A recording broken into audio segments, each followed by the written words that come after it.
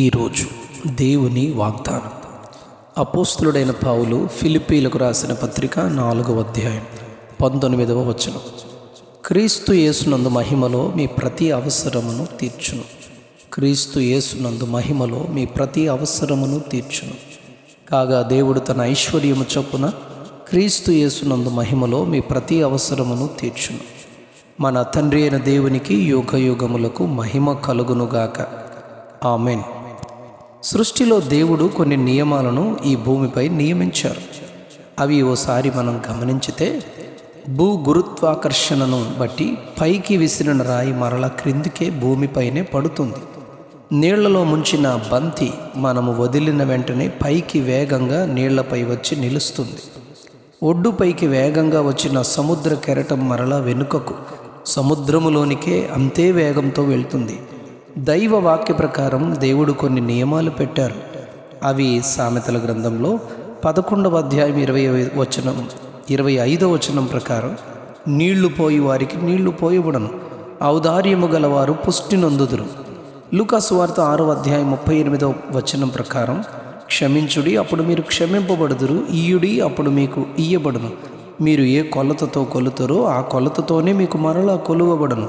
గలతీ పత్రిక 6వ అధ్యాయం 7వ వచనం ప్రకారం మోసపోకుడి, దేవుడు వెక్కిరింపబడడు, మనుష్యుడు ఏమి విత్తునో ఆ పంటనే కోయును.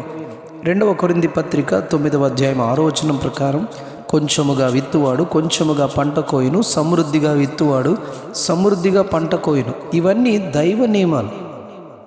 ఈరోజు మన ధ్యాన వాక్యంలో దేవుడు తన ఐశ్వర్యము చొప్పున క్రీస్తు యేసునందు మహిమలో మీ ప్రతి అవసరమును తీర్చును అని అపోస్తలుడైన పౌలు చెప్పడానికి గల కారణం, ఈ ఫిలిప్పీలో ఉన్న దేవుని పరిశుద్ధులు, సంఘమైన వారు పౌలు గారు మిషనరీ ప్రయాణంలో సువార్తను ప్రకటించుటకు వెళ్ళిన ప్రతి సమయంలో వీరు పరిచర్యకై వెళ్తున్న ఆయనకు ఇచ్చు విషయంలోనూ పుచ్చుకొను విషయంలోనూ వీరు తప్ప ఏ సంఘపు వారును తనతో పాలివారు కాలేదని, వీరు దెస్సలోనికలో కూడా మాటిమాటికి తన అవసరము తీర్చుటకు సహాయము చేసితిరని, తనకు సమస్తమును సమృద్ధిగా కలిగి ఉన్నానని, వారు పంపిన వస్తువులు ఎపఫ్రోదీతు వలన పుచ్చుకొని ఏమీయూ తక్కువ లేకయున్నాను అని మనోహరమైన సువాసనయు దేవునికి ప్రీతికరమును ఇష్టమునైన యాగము ఇదే అని చెప్పారు.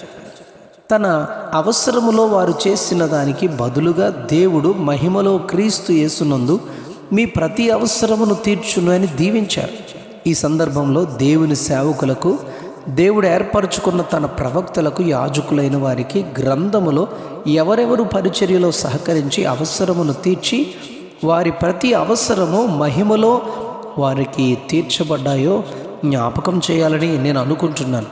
మొదటిదిగా రాజుల మొదటి గ్రంథం 17వ అధ్యాయం 8 నుంచి 15 వచనాల్లో సారేపతులోనున్న ఒక విధవరాలు ప్రవక్త అయిన ఏలియా కరువు దినాల్లో అక్కడికి వెళ్ళి త్రాగుటకు కొంచెము నీరు వేయబడిన మొదటి అప్పము తనకియ్యమని అడిగినందుకు ఆమె కాదనక చనిపోవుటకు ముందు చివరి అప్పముగానున్న దానిని ప్రవక్త అయిన ఏలియాకి ఇయ్యగా, పౌలు ఫిలిప్పీ పత్రికలో దీవించినట్టే క్రీస్తు యేసునందు మహిమలో మీ ప్రతి అవసరమును తీర్చునని చెప్పినట్లే ఏలియా కూడా రాజుల మొదటి గ్రంథం 17వ అధ్యాయం 14వ వచనంలో భూమి మీద యెహోవా వర్షము కురిపించు వరకు ఆ తొట్టిలో ఉన్న పిండి తక్కువ కాదు, బుడ్డిలో ఉన్న నూనె అయిపోదని చెప్పారు.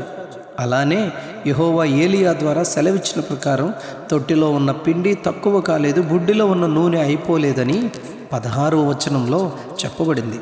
రెండవదిగా ప్రవక్త అయిన ఎలీషా దినాల్లో షూనేము పట్టణములో గనురాలైన ఒక స్త్రీ రాజుల 2వ గ్రంథం 4వ అధ్యాయం 8వ వచనంలో భోజనము చేయమని బలవంతము చేసి ప్రవక్తను పిలిచి తన ఇంటి గోడపై ఒక గదిని నిర్మించి వచ్చి శిష్యునితో సహా విశ్రాంతి తీసుకునమని గదిలో ఒక మంచము, పీట, బల్ల, దీపస్తంభము ఉంచి ఎంతో ఆతిథ్యం ఇచ్చిన ఆ దైవజనుని గణపరిచింది.